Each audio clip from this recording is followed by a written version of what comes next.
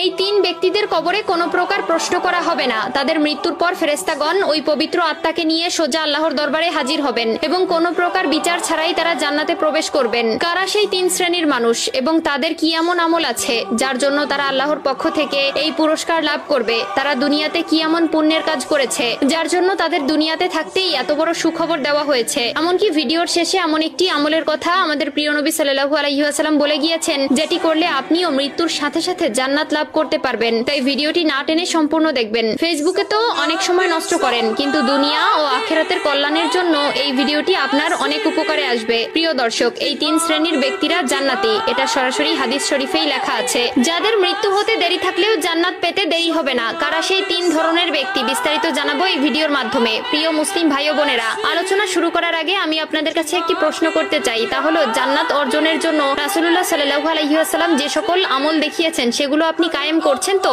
যদি করে থাকেন এবং প্রিয় নবীকে অন্তর থেকে ভালোবেসে থাকেন তাহলে কমেন্টে আলহামদুলিল্লাহ লিখে যাবেন। আর যদি শুরু করবেন ভেবে থাকেন তাহলে ইনশাআল্লাহ লিখে যাবেন। ভিডিওটি শেয়ার করার মাধ্যমে অন্য সকল মুসলিম ভাই বোনদের মাঝে ছড়িয়ে দিন। আপনার একটি মাত্র শেয়ারে এই তিন প্রকার জান্নাতি ব্যক্তিদের সম্পর্কে অন্যরাও জানতে পারবে। প্রতিটি মুসলিম ব্যক্তির স্বপ্ন পরকালে জান্নাত লাভ করা। আমরা প্রতিনিয়ত হাজার আমল করে থাকি, কিন্তু কেমন হবে যদি জান্নাত আপনার জন্য অপেক্ষা করে? আপনি যখনই মৃত্যুবরণ করবেন সাথে সাথে জান্নাতের দিকে অগ্রসর হবেন। শুনে আশ্চর্য হচ্ছেন? হ্যাঁ, এমনই তিন ধরনের ব্যক্তি আছে, যাদের মধ্যে প্রথম কাতারের ব্যক্তিবর্গরা হচ্ছেন যারা শহীদ হয়েছেন। এখানে শহীদ বলতে উল্লেখ করে তাদেরকেই বোঝানো হয়েছে যারা দ্বীন ইসলাম প্রচার ও তার রক্ষায় সশস্ত্র কাফেরদের হাতে নিহত হয়েছেন। তবে মহানবী সাল্লাল্লাহু আলাইহি ওয়াসাল্লাম এই এক শ্রেণীর লোক ব্যতীত আরো কিছু মানুষদেরকে শহীদের খেতাব দিয়েছেন, যারা মূলত দুর্ঘটনায় মৃত্যুবরণ করেছেন, তবে আত্মহত্যাকারী চিরজাহান্নামী। দ্বিতীয় শ্রেণীর ব্যক্তিবর্গরা হচ্ছেন তারা যারা জুমার দিন বা রাতে মৃত্যুবরণ করবেন। আমরা সকলেই জানি হাদিস ও কোরআনে জুমার দিনকে সাপ্তাহিক ঈদের দিন বলে ঘোষণা দেওয়া হয়েছে